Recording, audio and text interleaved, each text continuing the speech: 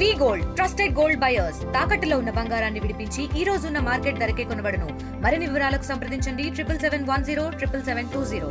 పవన్ పైన దాడి చేసినటువంటి వారిని వెంటనే శిక్షించాలంటూ వాళ్ళ తల్లిదండ్రులు ఈస్ట్ పోలీస్ స్టేషన్ వద్ద వచ్చి కంప్లైంట్ ఇచ్చేదానికి ఇక్కడికి వచ్చారు. ప్రస్తుతం మనతో పాటు పవన్ తల్లిదండ్రులు ఉన్నారు.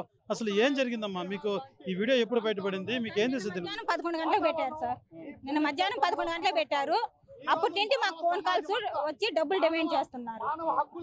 ఫోన్ చేసి ఏమని అడుగుతున్నారు? డబ్బులు డిమాండ్ చేస్తున్నారు. సాయంత్రం 5 గంటల లోపు డబ్బులు 5 లక్షలు ఇవ్వకపోతే మేము వాడిని చంపేసి కిడ్నీలు అమ్మేసి మేము బాడీ మీకు పార్సల్ పంపిస్తామని చెప్తున్నారు. అంటే మీ అబ్బాయి బైక్ తీసుకొని వచ్చి దాన్ని కుదవబెట్టేసాడు సార్. మాకేమీ తెలియదు, అవేం తెలియదు సార్. అదే వాళ్ళు ఇప్పుడు ఇక్కడికి వచ్చి చెప్పాలి కదా, లేదా పోలీసు వాళ్ళకన్నా ఇన్ఫర్మేషన్ ఇవ్వాలి కదా. ఇట్లా మా బైక్ దొంగతనం చేశాడు, మా దగ్గర డబ్బులు తీసుకున్నాడు, పోలీసు వాళ్ళకి చెప్పండి, కేసు ఉన్నది కదా. మీతో ఫోన్ లో ఎవరు మాట్లాడారు? వాళ్ళు ఎవరెవరో సార్, ఒక నెంబర్ నుండి ఫోన్లు రావడం, చాలా నెంబర్ నుండి ఫోన్లు వచ్చి బెదిరిస్తున్నారు. ఇప్పుడు మీరు పోలీసులు కలిసారా? కలిసాం సార్. వాళ్ళు మీకు న్యాయం చేస్తాము అని చెప్పారు. మెయిన్ ఏమంటే వాళ్ళు వెనక ఉన్న వాళ్ళు ఎవరైనా సరే, అది ఎంత డబ్బున్న వాళ్ళైనా సరే, రాజకీయ పరంగా కావచ్చు, డబ్బున్నా కూడా కానీ, అది ఎవరైనా కానీ వాళ్ళ వెనక ఎవరెవరు ఉన్నారో అది ఇక్కడ రావాలి సార్.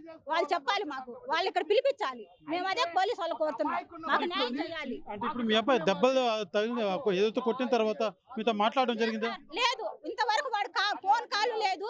వాడిని ఫస్ట్ అట్లా కొట్టి వీడియోలు పంపించారు అంతేగాని మళ్ళీ ఇంతవరకు మళ్ళీ ఫోన్ కానీ వీడియోలు కానీ ఏమీ రావట్లేదు. ఉన్నాడా లేదా చచ్చిపోయినాడని కూడా తెలియదు సార్, మాకే తెలియదు. ఉన్నారనేసి మేము ఎట్టి చెప్పగలుగుతాం సార్. మేము ఆ వీడియోలు చూసాము, అందరికి ఇక్కడ మేము పోలీసు వాళ్ళకి ఇన్ఫర్మేషన్ ఇచ్చాము అంతే. ఎవరెవరు ఉన్నారనేది ఇప్పుడు రప్పించాలి వాళ్ళే. ఇప్పుడు వీడియోలు ఇక్కడ సార్ వాళ్ళకి చెప్పాం కదా పోలీసు వాళ్ళకి, ఆ వీడియోల ద్వారా వాళ్ళే రప్పించాలి, ఎవరెవరు వాళ్ళ వెనక ఉన్నారనేసి రప్పించాలి.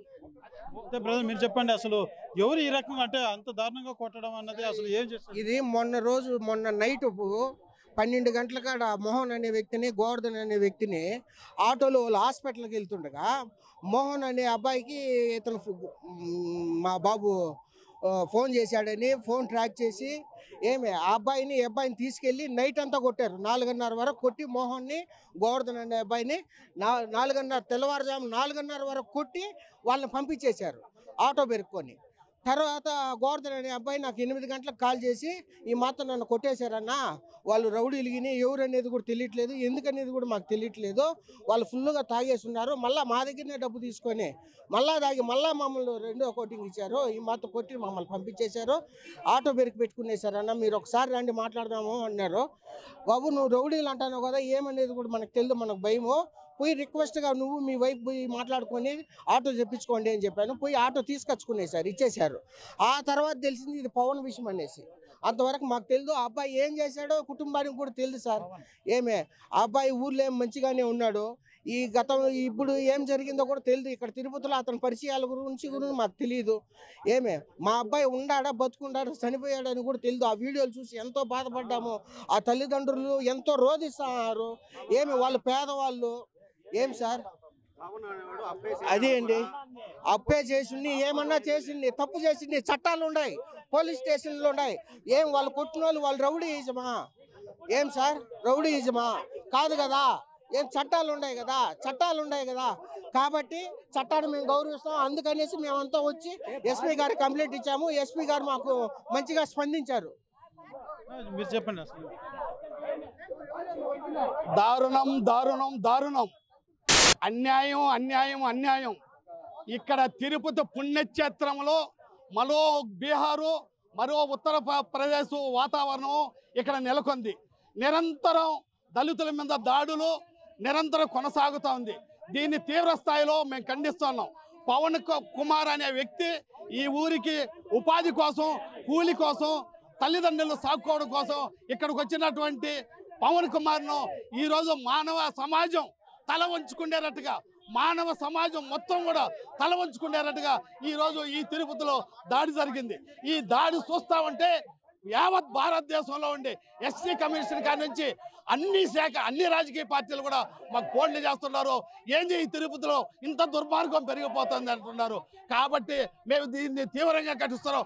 వెంటనే పవన్ కుమార్ ఎక్కడున్నాడు, పవన్ కుమార్ని వెంటనే తల్లిదండ్రులకు అప్పగించి అతనికి వైద్య పరీక్షలు చేయించి అతనికి చట్టపరమైనటువంటి ఎవరైతే దాడి చేశారో వారి వెనకాల ఎంత పెద్దవారు ఉన్నా వాళ్ళందరినీ కూడా అరెస్ట్ చేయాలని ఈ సందర్భంగా కోరుతున్నాం.